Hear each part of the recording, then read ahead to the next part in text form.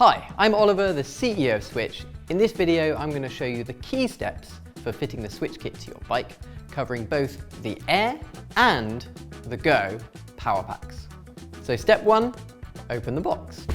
Inside the box is everything you need, including the motor wheel, magnet disc, pedal sensor, charger, an optional LED display, and for the Air kit, a mount and Air power pack.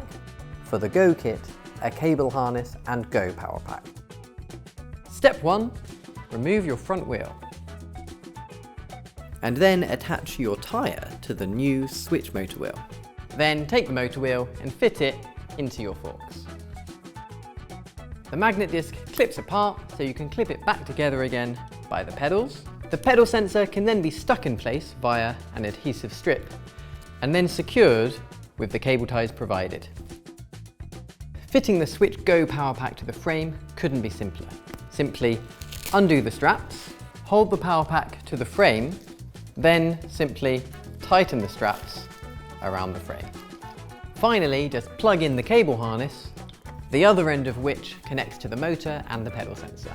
So now simply start pedaling and the power kicks in. If you have the Swytch Air kit, then take the handlebar mount and fit it to the handlebars. Then tighten with an Allen key.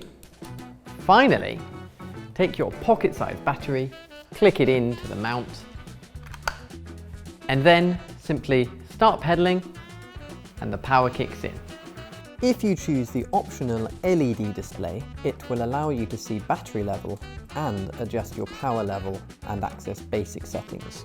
If you choose the advanced OLED display, as well as battery and power level, you'll also be able to see speed and distance travelled and access the advanced settings area.